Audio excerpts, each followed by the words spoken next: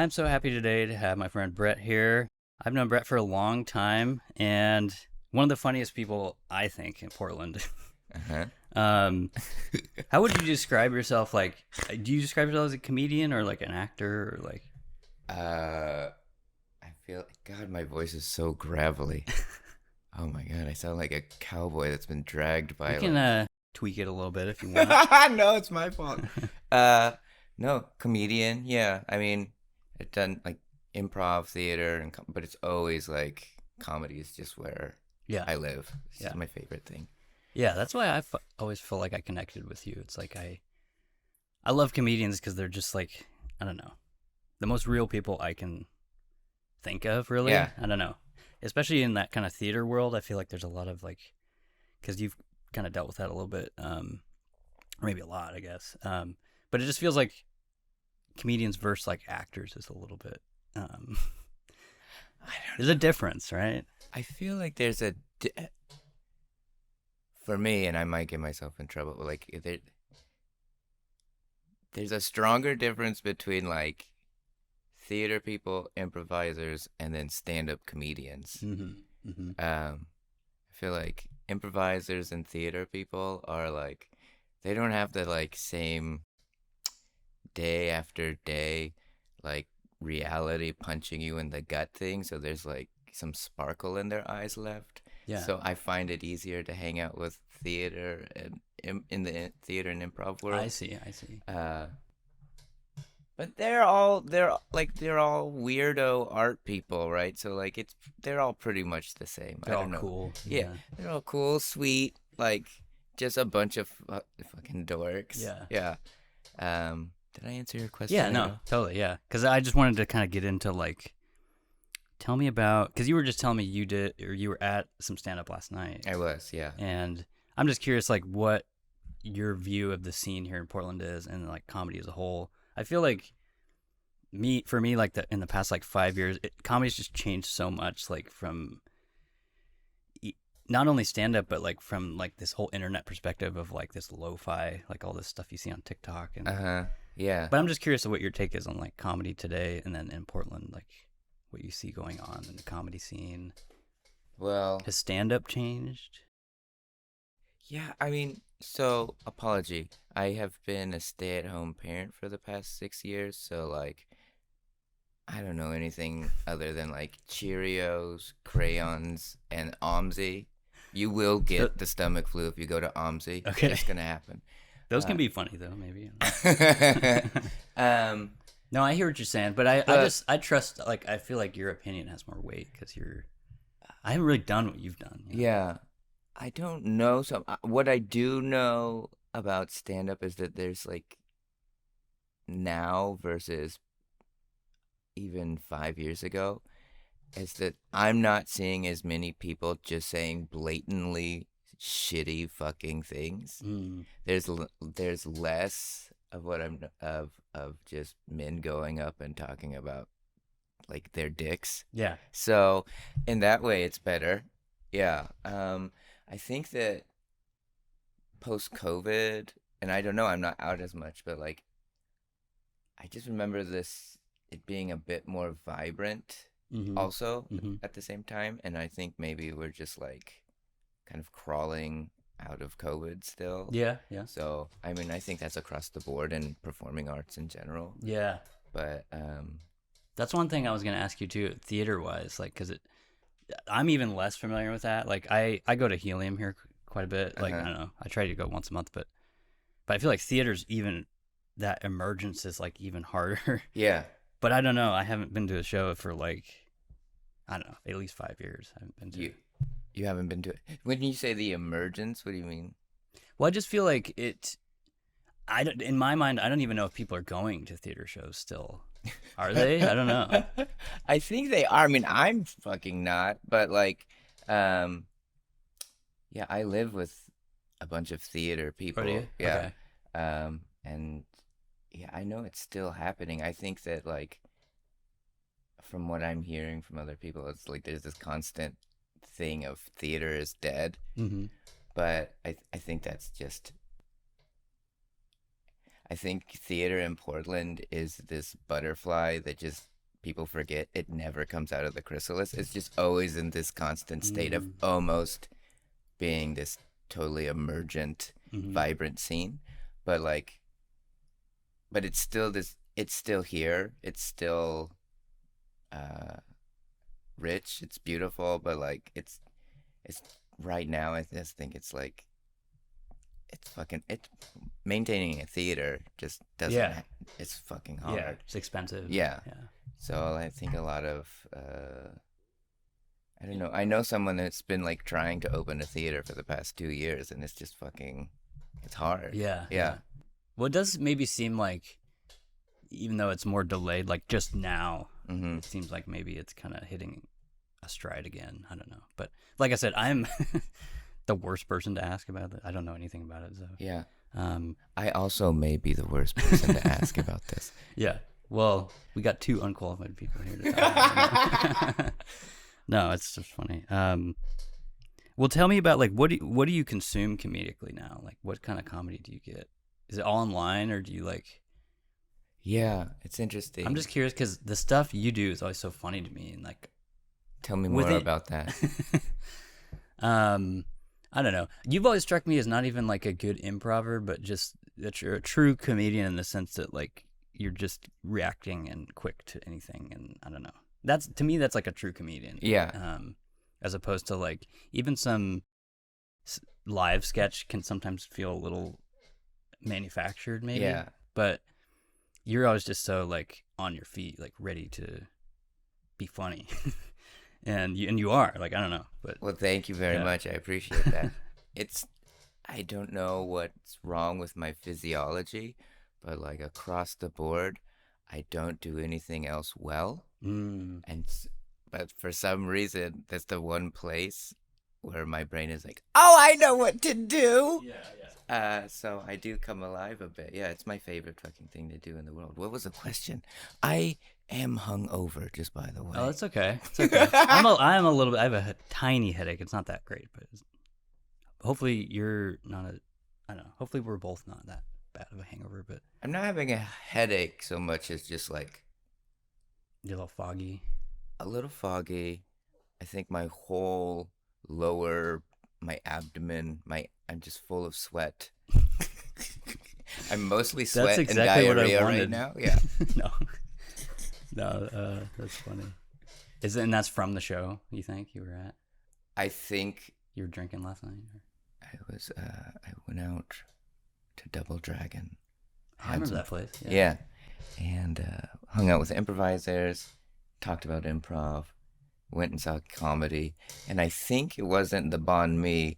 I think it was just the stark sadness of watching people desperately try to be approved of and laughed at for 3 minutes and not have that happen.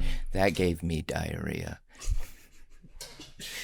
I could understand that. I always remember, and you don't have to talk about this if you don't want to, but you did a little stand up. Do you know what I'm talking about? And you got kind of heckled. Maybe this is like one of a million times. I don't know, but you know what I'm talking about? Which This one? is back in the post 5 days, and you were just. I don't want to talk about Okay, this. you don't but have to yes, talk about it, no. Yes, it was terrible. I walked a whole row of people. But you were to be fair to you. I think you were like doing crowd warm up or something, or you were just like Somebody buying time. Or something. somebody didn't show up, and they're like, "Oh, Brett, you do comedy, you do stand up. Why don't you do some jokes?" It's like I don't think that's a good idea, and it wasn't. It's okay. Yeah, I just watched it like dominoes. Just why are we here? And then they left, and I didn't know. Because I was like so keyed into like the 4 people that were at least pretending to enjoy me. Okay. So I was like, and then it was I'm over. doing great. Yeah.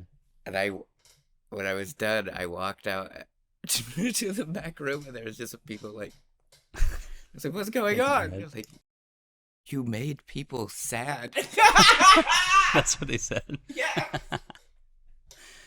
I guess that's probably not what you want to hear when you do stand up, but I don't know. No. That was also more of a theater place, but Yeah. I don't know. That's one of the reasons I have so much respect for people like you, because it's like anybody who has like the fortitude to do that and to go up and like, because I couldn't do it. I don't think I could. Why not? Just I tell think jokes to like a okay. random crowd. Uh-huh. But I don't know. I don't think I could do it. It's hard to do. Like I've been performing in theater and comedy for like I don't know 20 years almost now. Wow. And stand up is it's hard. It's hard to do because you don't get very much time to work on it, Mm-hmm. and it's everyone that it's just fucking hard. Yeah, I can't do it. Yeah. I can't do it.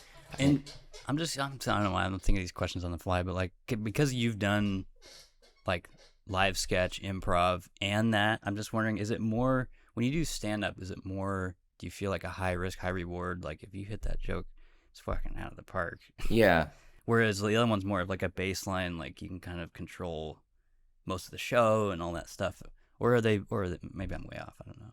I think that's a thing that a lot of people share that idea. I don't know if that's really true or not. Mm-hmm. I do think it's environmental. Like I think a lot of people are like, "Oh, sketch or improv, you have this like kind of willing audience." But maybe that's true just because of the time in which people are watching this and the who is watching this and the why they're watching it. Like it, the audience isn't sad. Yeah. I don't mean to be rude about stand-up. Yeah. But Yeah. No, I see what you're saying. Yeah.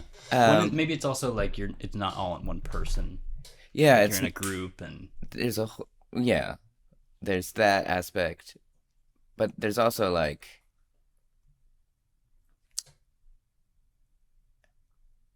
with stand-up or improv too. I guess, which kind of makes it a little easier, is that like you have time. No, I mean with improv or sketch, yeah, you have a little time to like get to know the audience, and so you're not as like like me, you like me. Okay. Like needy for the crowd. So needy, Yeah. and that's me every time I've tried to do stand-up. It's just like You just want those laughs. I know that in the past people have really enjoyed me. So if you could do me a favor right now and if you could laugh really hard about my 3-minute joke about cats I found and the names I named them. Oh no, nobody likes this? Great. What's the longest you've done stand up? Like minutes wise?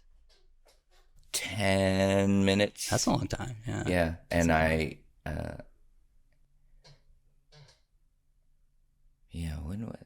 got invited to like a backyard stand-up show, and I didn't have any material, and I hadn't done stand-up for three years. A little rusty. Yeah. It was fine. It was terrifying. I ended up heckling some old man for way too long. But yeah. But 10 minutes is better for me than 3 minutes, because if I have 10 minutes, I can spend the first 3 minutes like alienating the audience. We could both get on the same page that we know this isn't good. Then we both feel sad, and then we can kind of, oh wait, no, this is better. Like I have room to move. I don't know. Yeah, I see what you mean. Yeah. I feel like I'm all over the place, and I apologize. No, it's fine. Yeah. It's all good. I am too, because I'm going way off my script here, but I'm curious too, because this kind of goes into. I'm just curious, like how did you find? What was the first thing you found? Was it theater, comedy? Yeah, I was was like at a real young age.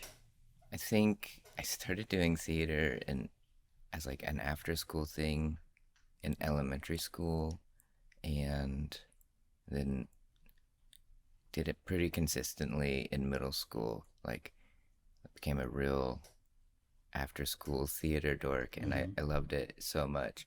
And then I did a little bit of improv then. Like I was hosting shows at the Winningstead Theater when I was a kid, and so like I'd have like write little sketches and sometimes have to stall and talk to the audience. And wow. I remember just So really you're doing that real young. yeah and but then stopped until I was like 21 Okay. and jumped in like an improv class at PSU. Okay, I see. And then And you kind of got into that scene. yeah, and then that from doing improv, that's how I got like any almost every play I've done, which isn't like a ton, has always been like, oh, I've seen you do improv. Would you like to do a show where you have to know words? Yeah, that's got to be weird, right? 'Cause Yeah. I feel like I can kind of improv. I have to act like for work. I'm in a lot of my own sketches that I shoot and stuff. But like, is that because I can't memorize shit? Yeah. Is that hard? I mean, I've at seen first, you do it. Like, yeah, at first it is when you first start doing this. You're like, I don't remember my phone number or my address. How the fuck am I gonna remember what this person wants? Like, yeah. but it's just a skill you develop over time. Mm-hmm. It's like just this kind of saying the same thing over and over and over Just again, doing it. and getting the rhythm and figuring out like what is the intention, focusing on that more than like what the actual words are. Mm-hmm. It's, I don't know, like, and with sketch, with doing that with like Sam, it's like you're having so much fun doing that, like it's not even an issue for me. Yeah, like, I could see that. yeah, Like I was thinking just now, yeah, like that. Because you're almost like, there's almost like a payoff that you know it's coming. And you're just like, I have to shape this in a way that. Well, it's also looser, right? Like you kind of have a concept, like you know what's gonna happen. Sam can be like, I don't. Sorry, Sam Dinkowitz, I love you. We're talking about Sam Dingwitz, by the way. Put a picture of him up. Yeah. Sammy. Blah, blah. He would do that. Yeah. No, but like, he's a great writer, but like he does give you flexibility to like move around. So like you kind of just have this like, you know what's supposed to happen, and then if you fuck up, it's okay. So like, there's less pressure too. God, I just love doing sketch. I just miss doing sketches. I think sketch is probably one of my favorite things to do. I'm sorry if I have diarrhea and sweat. That's all I am. Down there. I'm just Also, it's okay. I've never been this close to a handlebar you mustache. Get as close as you want. Oh yeah. I've had this for at least 2 years, and it's kind of like, it's sad now. I'll shave it maybe like once a year, and then it'll come back in like a week. And it's just part of who I am now, you know. It fits. Yeah. It's the same with the hair. I'm like, I don't want to fucking cut it now because this is a lot of work, the time and growth. It does look good. You look really good. Well, thank you. I don't know. You look. At some point, I'll probably cut it. Yeah, don't do it. Or I'll lose my hair. So that happens too. But yeah, I don't know. I love talking about this stuff because it's just, I dip my toes into it, but I'm not like. Yeah, maybe at some point I will. If I have Katie, who we were just talking about earlier, if I like take some classes, maybe, I don't know. At some point, I do want to get up and just do like 2 minutes of stand up or even live. Have you sketch. ever performed at all? Like, because just from like your point of view, watching the way you film things, and, like you're a funny person. So like, what? Can I ask you questions? Like, you can ask anything. Yeah, like. I tell people every episode, ask me shit. Yeah. Like, do you consider yourself like a funny person, and is that like your MO for like making things? That's why I like talking to people like you. It's like I feel like I'm in that club, but I'm not really in that club, you know. But I always felt like I was like the class clown, and still this, like even at work, I like just making jokes all day. But only recently I've become like on this side of the camera, like with this show, and like I said, at my work, I've shot like probably 100 some sketches, and I'm in a lot of those. Like I'll have to act sometimes, but that's the extent of like what my comedic performance. I don't know. You're just so fucking good with like knowing the rhythm and the timing. Of things. Yeah. Yeah, I don't know. I guess I focus on that. Maybe I don't. Yeah, where does that come from for you? Like, how did you pick up on that? Man, I don't know. That's like without performing, because like that's one of the things. I don't want to sound like a broken record. I feel like a lot of people always say like, "Oh, I grew up in a family that was funny," and I believe that to some extent, but I don't know if it's all from that, because I think most people probably grow up with like somebody funny in their family. Sure. Yeah.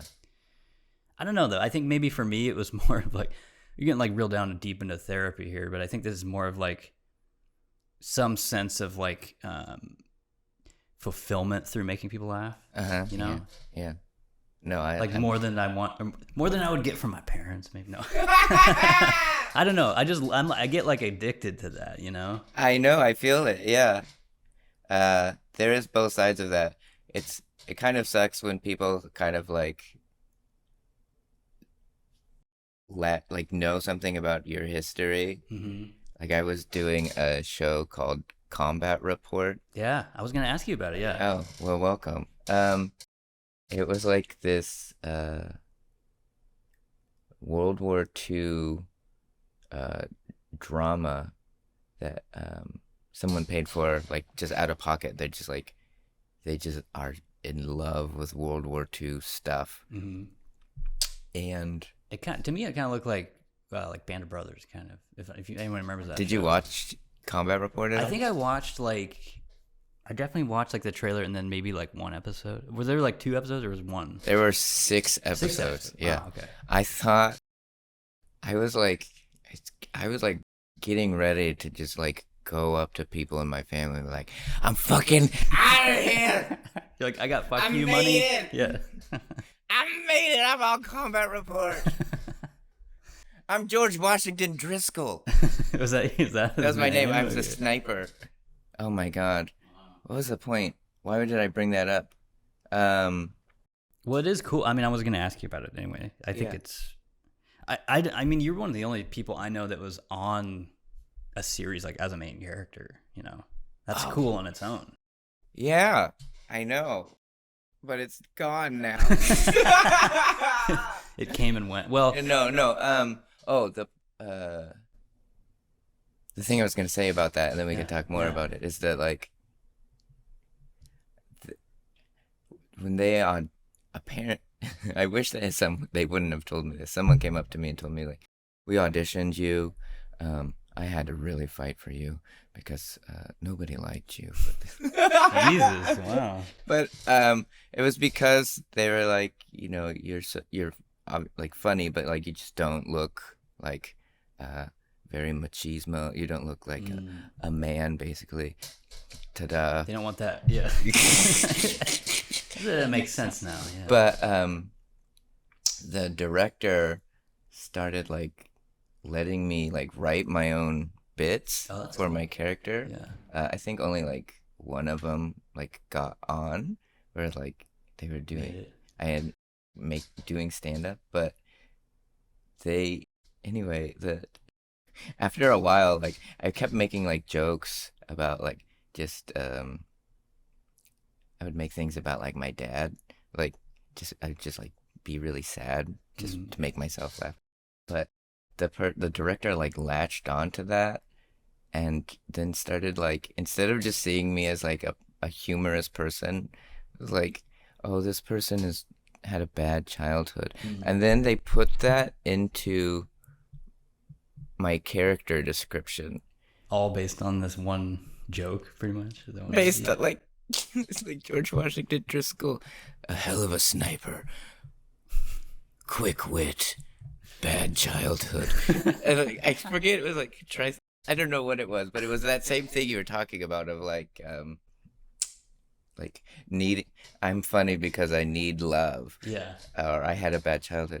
I think that's probably true, but I also think it's like, there's, on the other side of that, it feels really good. It's my favorite way to connect with people. I feel like it's so honest. It feels so joyful, right? Like, I don't think it has to just be the thing of like, somebody hold me. Right. I think it's also like celebrating a moment and being really real.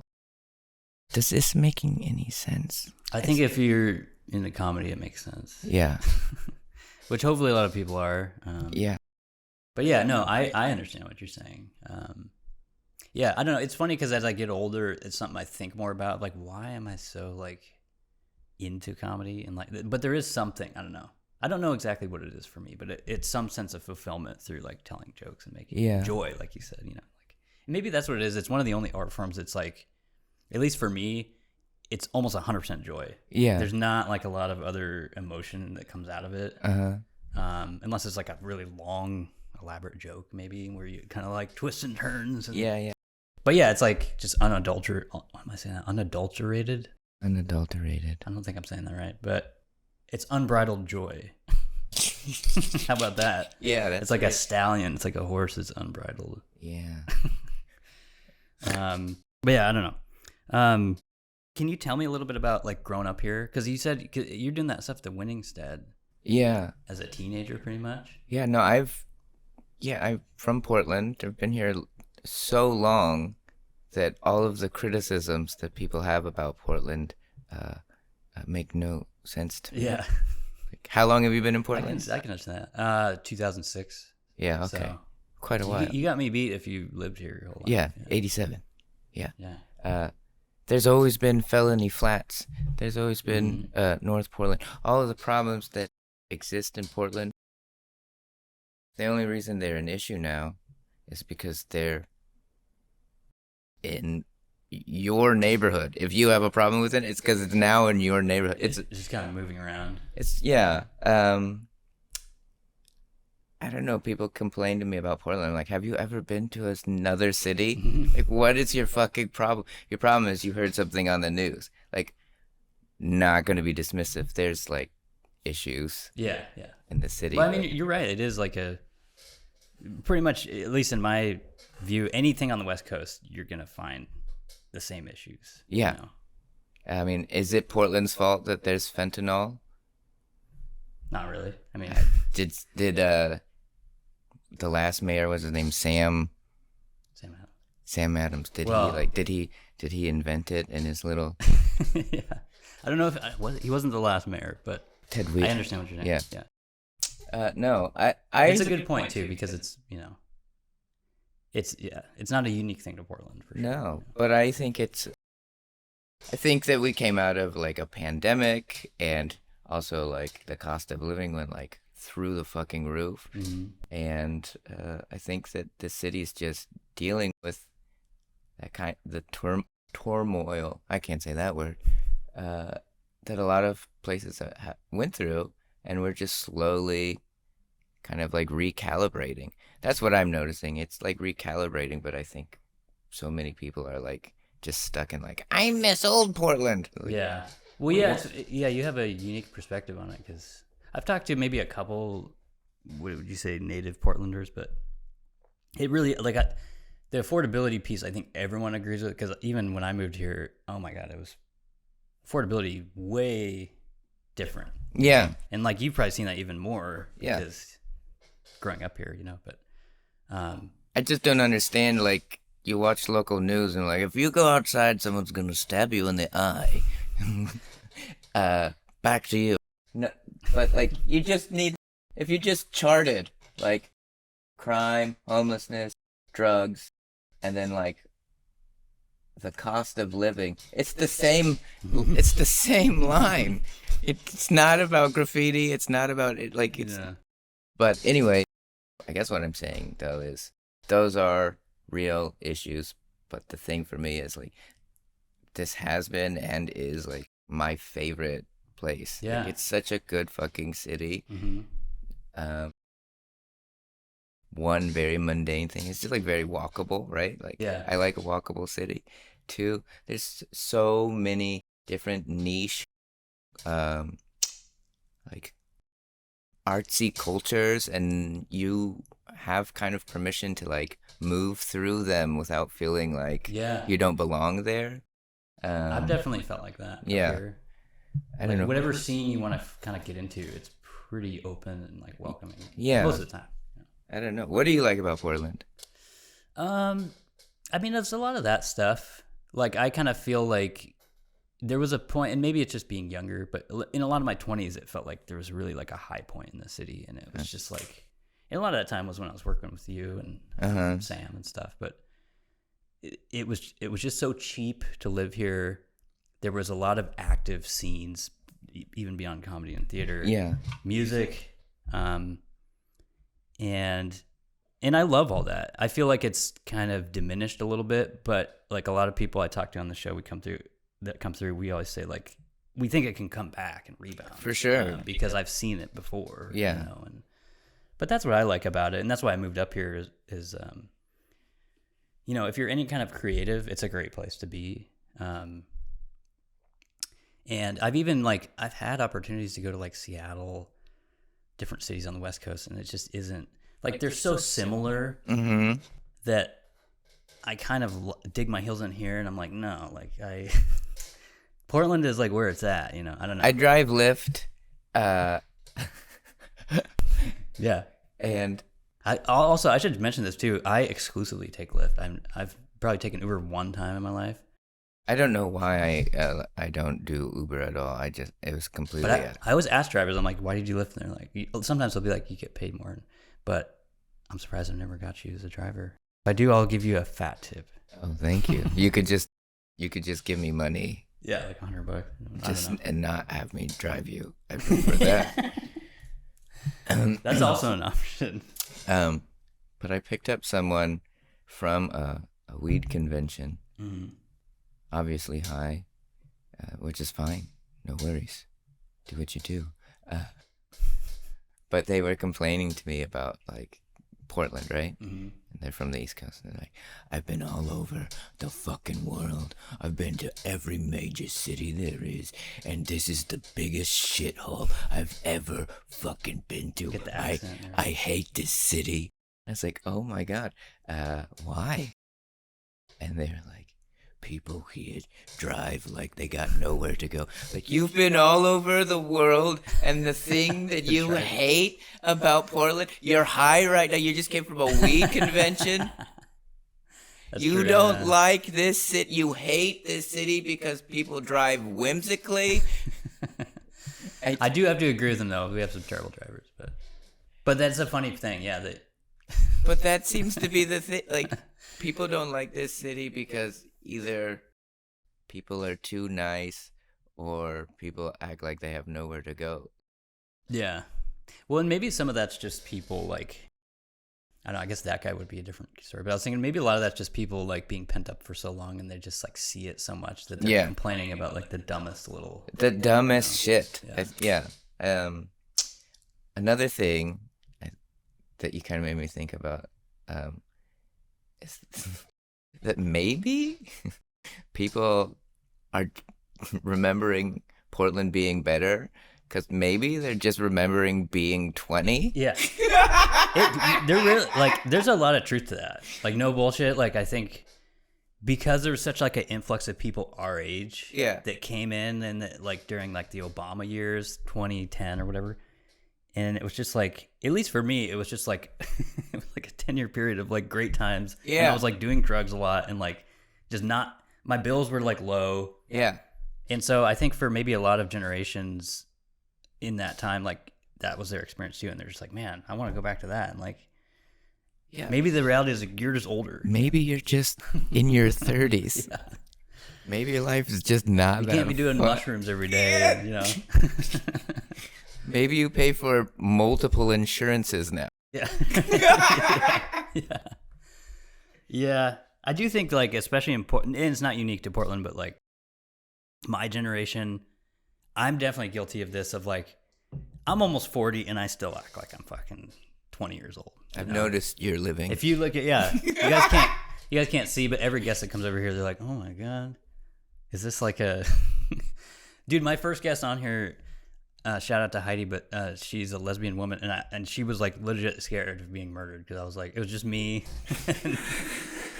and she was originally going to show up with her girlfriend as like a bodyguard, but she showed up by herself, which is very brave.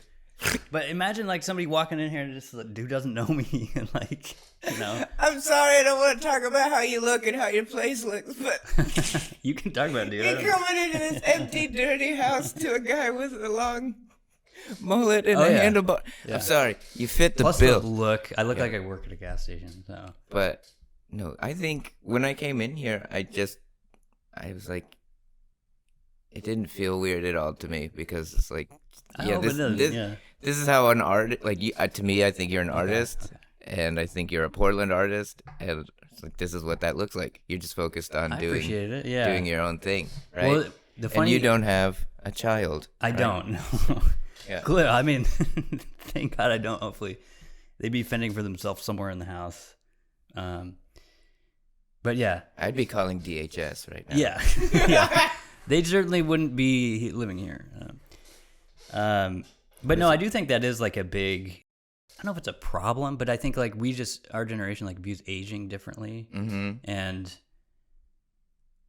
I have my own thing of just like this is gonna sound really dumb, but I don't want to live past like 75 or something. Yeah. I'm just like, I'm done. Once I'm to 80, Yeah. it's not fun. I don't want to be doing it. Yeah. But I think all that stuff is like symptoms of like maybe just how good we had it in our younger days. You know, I don't know. Yeah. I don't. Well, or maybe our generation looks at things differently. I don't know. It could be. I think there's the thing of like growing up in Portland. I don't know what it's like for other people, but like, yeah, I do notice a lot of the people I know from Portland, our age, it's like clinging to youth. Clinging. Yeah. But I don't know if it's a cultural thing or if it's like the news. Like we're all kind of like on the edge of our seat. Like, is there gonna be a tomorrow? Yeah, that is. Yeah, especially dude with younger generations. Like, I used to feel that way a lot more, but now like I work with the younger people and they're just fucking scared to death of like that's everything, you know. People wonder like, why are kids so activated today? Like, why are they out in the street so much? Why are they? Because like they're 12 and they're constantly being told like, you. That's a good point. Yeah, they're getting really riled up. And they have to know what the fuck. First of all, they all have phones, right? Yeah, and they actually know to an extent. I think most kids know how to like ingest media much better than adults do. So they also know how to be like, no, the world is on fire, you pieces of shit. Yeah, they've kind of seen it. Yeah, and that is a good point though, because like I'm sure maybe it's the same for you, but I definitely did not grow up with access to the internet at all times, and like. So it's got to be just different. I don't know. But I mean, you know a lot about this. I wanted to get into like your life as a parent, if you want to talk about that, or however much you want to talk about that, because I know nothing about it clearly. Looking at my place, but like, are you still able to like do a lot of the same stuff? Because obviously you were at comedy last night. No. Your life was gone, pretty much. No. It's just a switch. I mean, it's much harder to do the same things, like especially at the same pace. Like before having a kid, like being committed to like rehearsing every night or going out to see comedy or do comedy, whatever that is, it's different once you have a kid. Like you don't even. I don't like the thing is, it's not like I feel like I missed out or like something was taken from me. It's like I didn't even want to anymore. Just like my focus was just like being a home parent. Because especially in the theater world or in performance, like a lot of stuff's late at night or always at night. Yeah, and like the closer you get to a show, the more you have to work, and then you have to like it's just when you have a kid, your perspective shifts and the things you care about are different. And then you don't have a life anymore. Is it really like do you feel like, because I've always had this weird thing of like, if I do have a kid one day, do you really feel like, oh, this is just a copy of me? Like, does it feel like that? Like, there's a little, you do you see yourself in there? It is weird to watch. Like, I mean, people always say things to you and your partner like, oh my God, they're like, it's so crazy. They're like a perfect match of the two of you. It's like, that's how it works. Yeah. That's what that is. Like, you're a genius. Yeah. You got it. But it is crazy. It's really, I mean, especially if you ever like have watched videos of you when you're a kid. Yeah, that's what I mean. I'd be tripped out. It's kind of bizarre sometimes, but then other times it's amazing because they're so different from you, and like, and I don't know if it's just, I'm sure it's just cliche, but like you're just like in awe. Like this little thing is so much better than me. They're a little genius. Oh my God! Thank God I had this baby because I'm fucking up. No. But they're gonna do it. They're gonna do it. Like, there's no hope for me, but yeah. Do you want to have kids? I do, but I feel like I'm one of those. Here's my options. Like, I've kind of established this at my age now. Like, I'm either gonna marry. I'm in that stepdad era. You know what I'm saying? Yeah. It's either gonna be that, or I'm gonna have a kid like way later, like in my 40s or something, which is okay because I've always planned like I want to be financially ready and like have all this. You are straddling the line between stepdad era and Larry King era. Pretty much. I'll be popping one out at like age 60, 65. But I don't know. I like the idea of. I'm just fascinated with that. Of like I really can't imagine like a little version of me. Yeah. I can't. But. Well, that's how it works. Like we just. It's weird. You don't think about it that much because like you're just being present with this little person, and you have to be there. Yeah, and they're like everything is brand new to them constantly. Yeah, I don't think about like. I think it's something you think you're gonna think about a lot until you have a kid, and then it's just like you just don't have time to. Your whole body is designed to like eat and drink water and sleep. Why the fuck won't you just eat your fucking food? I love you. Just put this food in your mouth, you idiot. Do it, yeah. That is gotta be weird. Yeah, they're like, how long does it take for the like a human to get that, you know? To figure out that they need to eat food? Yeah, just that whole process. I don't know. Still on it. Still on it. Yeah, that's funny. I'm curious, like, do you want your child to follow in your footsteps career-wise? You're just like, hell no. I want my kid to do whatever they want to do. If they like, it's clear that like, I mean, his mom and his mom is a theater person. We met doing improv. I do improv and comedy, right? So like, in that family, yeah. It's clear that like he's got that little. Mm-hmm. So I would love for him to do it, but I would not necessarily wish for him to work at the Olive Garden and work at Blue pucks, those little table ready pucks. I hope he never has to cry in a dry storage on top of pasta. Yeah, no. No. I understand. Yeah, it's one of the things that like I wish, because like I was so lucky to be able to film with people like yourself. Like basically Sam, a lot of the theater community, like I was able to just tap into and get this like free talent. And I just watched so many people like that, and Sam included, like struggle to do these like weird odd jobs when they're not acting. And it's just like, I just wish there was like a better way for people trying to get in the scene to make money, but I don't know what I don't know because like the only thing I see, the only way to make money doing this, and I don't even know if this is reality or not, is like, oh, do TikTok, do YouTube. Yeah. But then like, it's very different though, right? It's so different. Yeah. And like the stuff that I make, that I throw up, is like, I don't know if it's alienating or it's just weird, but like it's not trending. Yeah, I mean, I'm right on that same page. Like I 100% do not understand how TikTok, like I'll watch stuff on there or YouTube shorts or whatever, but I don't pretend to understand what that thing picks up and what's trending and whatever, you know. Yeah, I don't.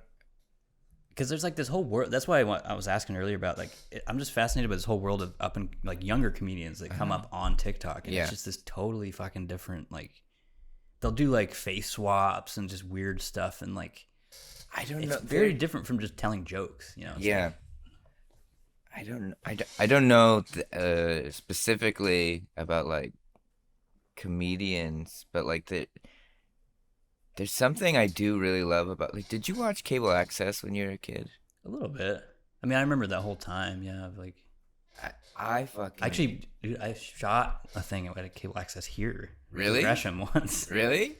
Whoa. It was not very glorious, but No, everything is just black room. yeah, but there's like this really lo-fi, um, kind of trashy but like beautiful present thing about cable access. Mm-hmm. Like I used to watch so much of it when I was a kid. It was like because you would watch someone talk about the most boring shit, and then like 20 minutes later, it's some lady in spandex who believes they're an alien, Yeah, dancing around, and then 20 minutes later, it's like somebody painting or whatever. Yeah. there used to be this guy that would he was naked and he would jump up and down and then talk about like poetry or something like. Yeah. This is not. Yeah. TikTok has that kind of vibe to me. That's a good where point. It's like yeah. not everything is good, but it's like the immediacy of it and the earnesty of a lot of it. I don't know. I kind of really find a lot of beauty in the things people are making on TikTok. Yeah, The things that trend, though, the things that are trending, I don't understand those. I see what you mean though. Like I never thought about it that way. Like it's like there's more variety of everything kind of thing. Yeah, I think like there's more. I don't know. Sometimes you just fall into these different like genre pools on TikTok. Mhm. I don't know. Did you ever fall into Taste the Biscuit Zone? I have no idea what that is.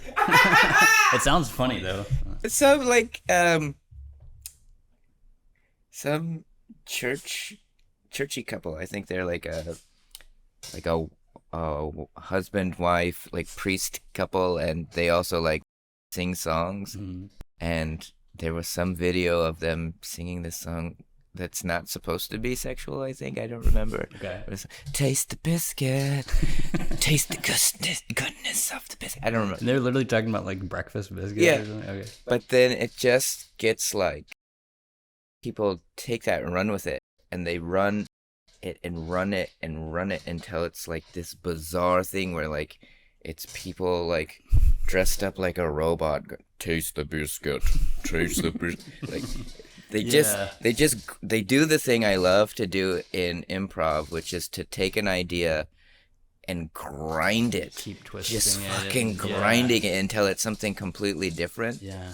And I don't see that on YouTube because Yeah. there's not the communication. On TikTok, there's like everybody's in conversation with everybody. Everybody's taking somebody's idea and developing it. So I don't have the same hatred that I think other people do for. I don't really hate it. It's just I'm more just like But I I don't am understand the comedy coming out of it. But I sorry. Yeah, I got us way off track. No, it's all good. You made some good points too about like, it's one of the things like I noticed early on with TikTok that frustrates me about YouTube is that they really embrace that remix culture. Yeah. And like TikTok was the first one that I know. Maybe it may not be the first one ever, but they allow you to use like any music, and then that all gets remixed. Yeah.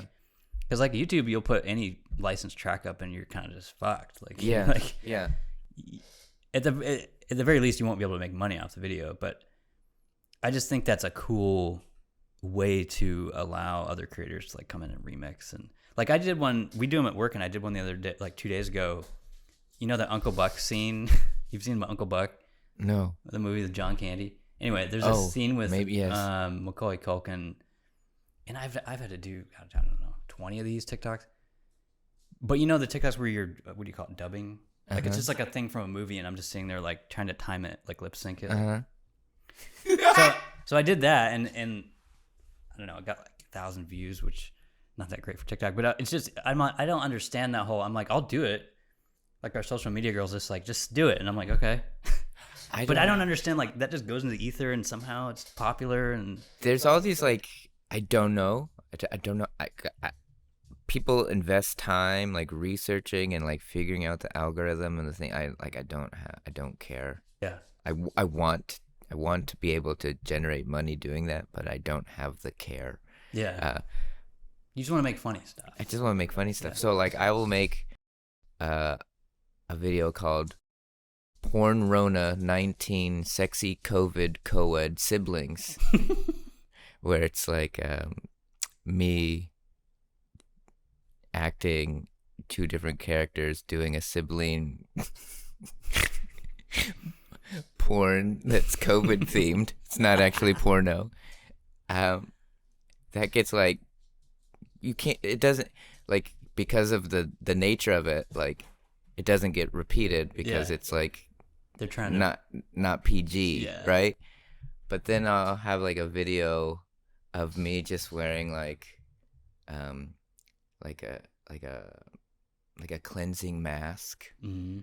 and I'm just, and then I just have the Lady Gaga in the background, and I'm just like lip syncing to my poker my, and it's just 20 seconds. That has like, 2,000 hits or Yeah, something. yeah. Like I don't. See, I don't get that either. I'm just like, I don't know where.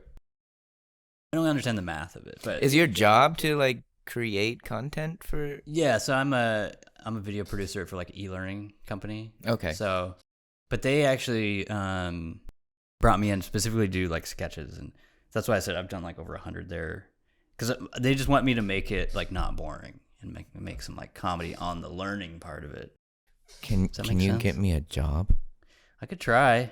It's not it's not the greatest of time right now. We're in the housing market, so because we do mortgage training, Oh, okay. and housing is just at a brutal. I don't know if you know anything about mortgage rates, but it's like 8%, close to 8% right now, and it's just. What I'm trying to say is, we used to be a much healthier company.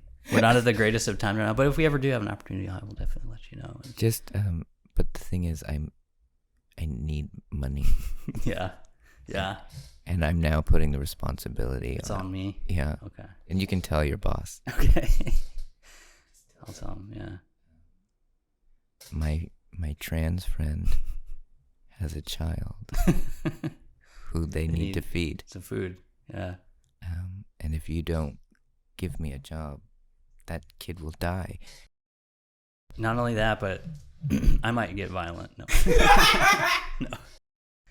Yeah, no, it is a pretty cool thing. I'm glad I still work there, but yeah, no, I'll definitely like keep you in mind. I tried to get Sam a job there a couple years ago. Yeah. And it didn't.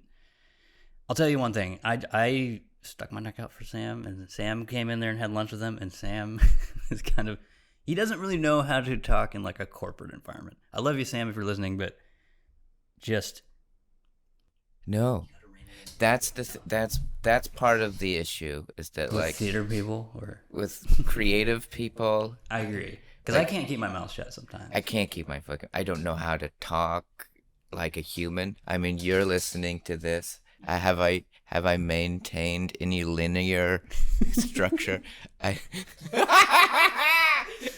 I think so, but see, that's the problem, is we're both kind of crazy, I think. And that's why it's like, Like all comedians share that kind of you're just gonna incoherence.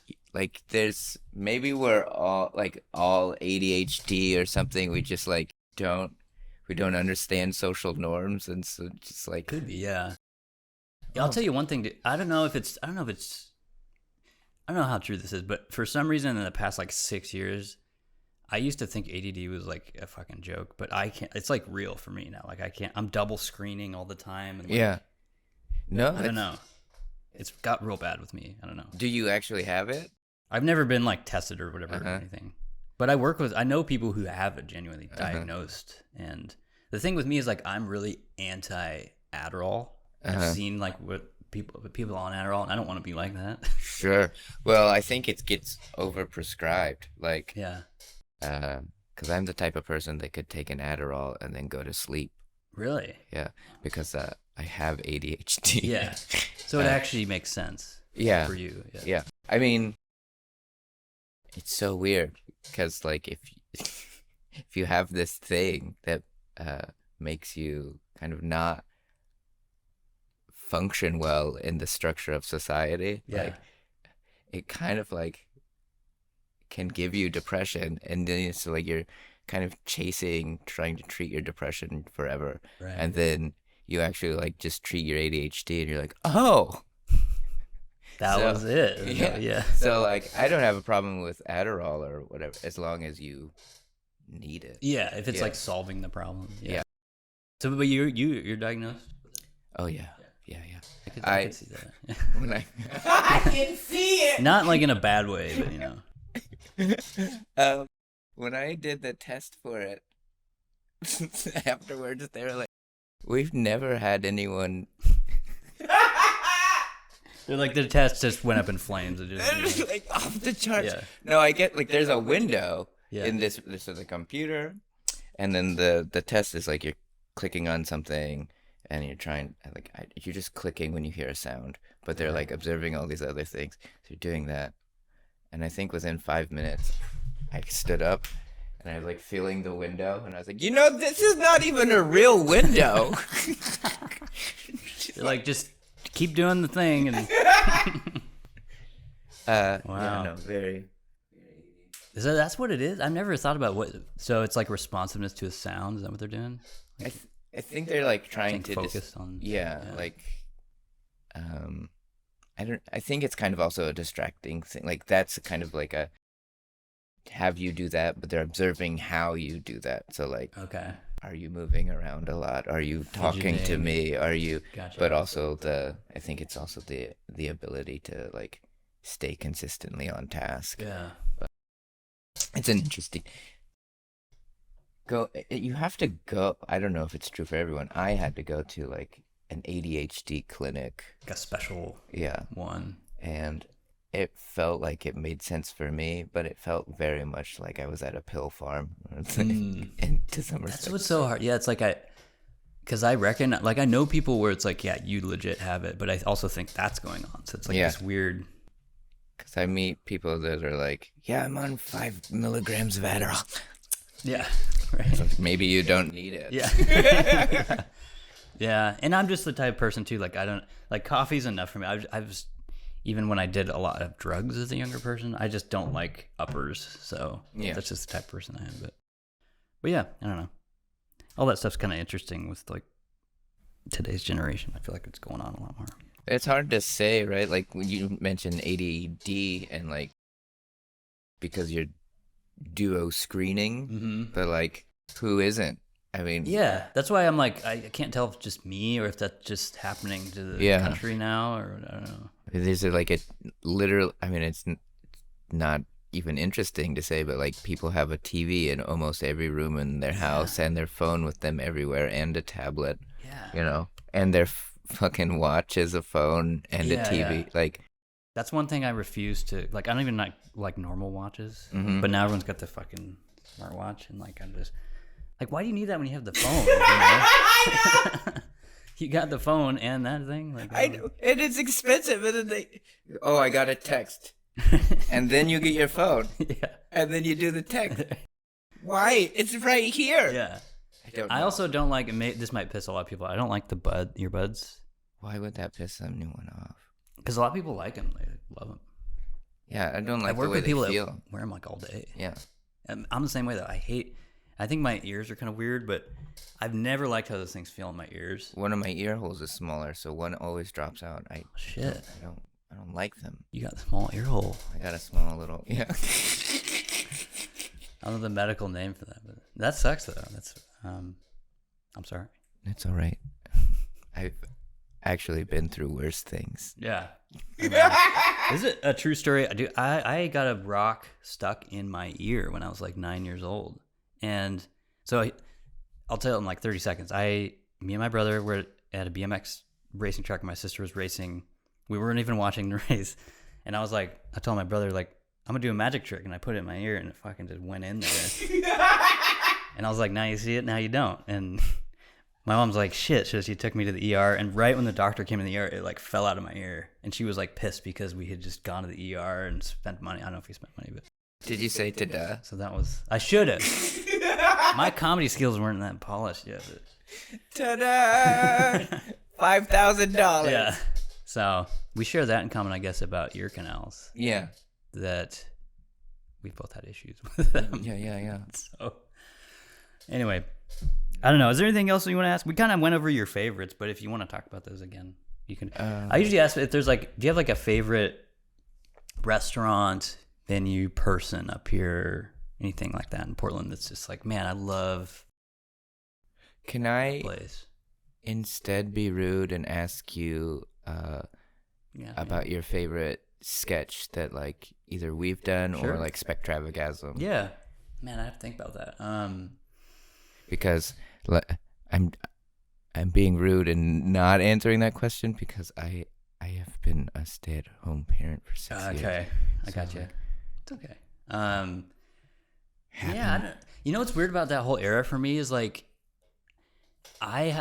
for some reason the camp Spectravagasm was like one of my favorite ones. Like I felt like everything was like firing on all cylinders. And it was. But when I look at my part of it, was that the one that I'm trying to remember? That was the one where I did all those cutscenes with Ty and remember the other guy's name who ran the place, Ty and Orion. Orion. Yeah. That was the one, right? Where I did all those think so. cutscenes? Yeah. Because, like, I don't know. And maybe I'm just critical of myself, but I always look back and I'm just like, man, I could have done better with all the technical stuff. And, Sure. But for some reason, that one, I just felt like we were kind of firing on all cylinders. And, but I don't know. I mean, there's a lot of good ones. Didn't you do Butterfly Dick? I did that, yeah. And that was fun. People come up to me and are like, Really? "Oh, yeah." I don't know how the fuck I would get like from sometimes like, but you did Butterfly Dick. Really? What the fuck? Yeah, it was fun. It was like, that was one I try to give more credit to Sam for it because it wasn't really, any of it wasn't really my idea. But I always remember that, like, you were just like bringing it. Like, because I remember that last thing we shot, I was just like, we need to just shoot some improv scenes. And you were just like, you always do fantastic improv. But What was it? I can't like. I don't even remember. We were just shooting stuff like, I just needed like butterfly stuff, and we had like props. So we were like, oh, you'll yeah. be like petting the thing. And, like, I remember. you know what I'm talking about? Yeah. Yeah. We just needed like some B-roll, and I get too committed and I will hurt myself. And I think at one point I drew a picture of a butterfly, yeah, there was and some then drawing, yeah, maybe I'm making this up, but and maybe it didn't get in there, but ate it. I ate it and Yeah. swallowed it. And I remember cried. that. Yeah. I do remember that. Yeah, no, that was fun too. I always remember. I really like shooting that scene in the what was it called? The that theater on East Burnside. Yeah, that big The space. beautiful, Yeah. like ballroom thing. Yeah. But that was just like, I don't know. It was also one of the last, like, man, film production like that is so hard to like get access to locations and stuff. But I felt like it was just such a big push. I don't know. And as I get older, I kind of shy away from more of those, but I do love that kind of stuff because it's just so much work. And like, it's like, we'll go to this location and then next week we'll go here. And then I don't know. I thought you were amazing at it. I just like, of course, like Sam is a genius to me, but like the way you shoot things is so beautiful and like it's so smart. Thanks. Yeah, thanks. I mean, the shot of like me on a roof with the pinwheel is so silly, stupid, and also pretty. Like, Yeah. Yeah, it's honestly, it's something I struggle with because people always ask me like, what, like when you work, when I do this for a living, people want you to be able to do everything. mm-hmm. But then like as you kind of climb that ladder, people like, you really need to focus on like one thing. Mm-hmm. And people tell me that they're like, you should do shooting. You should just focus on that. And like, but I just, maybe it's the ADD we were talking about, but I just can't pick one thing. I can't do it. And like, But you don't have to also. that's true. Yeah. You don't really have to. But I don't know. I've been saying when I've been doing this show, like I want to do some more sketches and mix that in with because all this stuff's going on my channel too. But I still want to do it. It's just like, man, as I get older, it's just, I don't have like that 20-year-old energy that I used to. I just feel like That old every weekend Portland I'm going energy. out shooting at a different location. And, but I have a shitload of ideas in my notes of like I have this whole fake trailer about like a, what do you call it? Pharmaceutical company that makes a product to remove boogers. First of all, I have all these useless pharmaceutical products for some reason, but that goes like haywire, and then like it turns into like some like zombie sort of infection type of thing. But it's like this like booger trailer, which sounds so stupid, but that's like, But I love those ideas. You know? I love when someone will take an idea like that that's like silly but also stupid, and then Just commit. commit, and then just drag it out. Like, I mean, you have the Tim and Eric poster in the hallway. I got one right here too. Yeah. Oh yeah, like that's my fucking shit. Like my favorite comedy right now. Like watching I Think You Should Leave. Yeah, I was just waiting for you to say it because, like, to me, that guy Tim is not only one of the best catch makers today, but like he's doing what Tim and Eric were doing, like even on a higher level, I think, because it's like accessible to everyone. It's not super weird, and like that's what I love about Tim and Eric. But like this is more traditional sketch, you know, where it's just like, oh, it's a fake commercial. Here's a scene, and that. But man, those sketches are so funny. I watch Eggman like all the time. You know that one? No, I can't. It's not coming to mind, but just the name of it is making me laugh. You love it though. You love that show.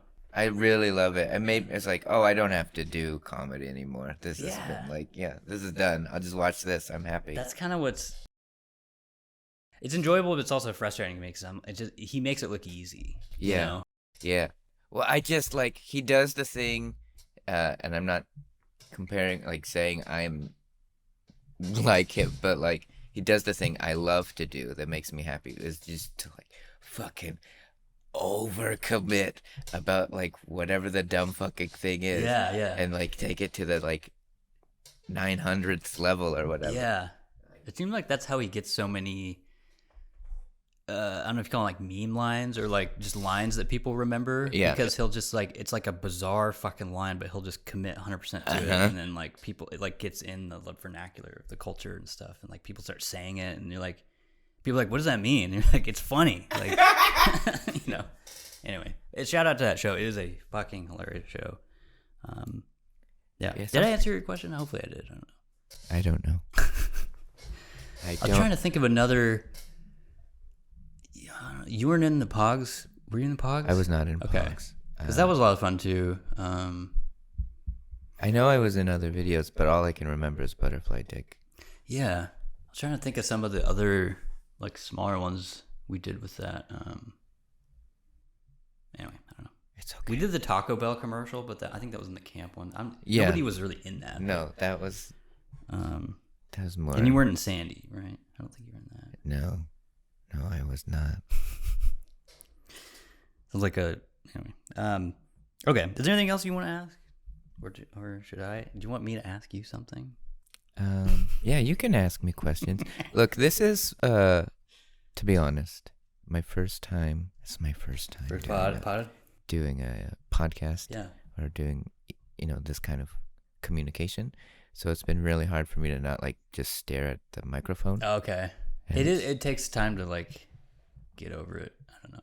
I've had some guests where like they'll be like back here the whole time, and then I'll literally just come over and like. But it takes a while to get used to, And you're always welcome back, Part of what I want to do with this is like have a repertoire of people who just come back. Yeah. And absolutely, like if you know anyone from the Northwest that wants to come on, especially in comedy and stuff. Yeah. Let me know because I'm always looking. Yeah. No. Musicians, even. I'm trying to get more music people. Yeah. I don't know. First of all, please have me come back. I want to do this again. I just, I think I feel like I was nervous. Okay. I don't think you didn't seem that nervous. And also I have 4 total mics now. So if you ever want to bring people, I got it. Oh yeah. Okay. No, it'd be fun to come in with other comedians, and do this. I'll keep an eye on the comedy scene here. I don't know.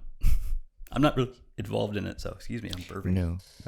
When you talk to Katie, she'll probably be able to give you a lay of the land. Yeah, because I'm just too much of a, and I don't mean this in a derogatory way, just like a pussy. I just like this. You got the parenting life. I got it's just once you have a kid, like I don't. What the fuck? I've been here for 4 hours. No. Yeah. And you got to do it like consistently. Yeah. No thanks. Yeah. Yeah. Well, I But appreciate you coming on. And, thanks for having me. Yeah. Yeah. Brett, thank you. Thank you.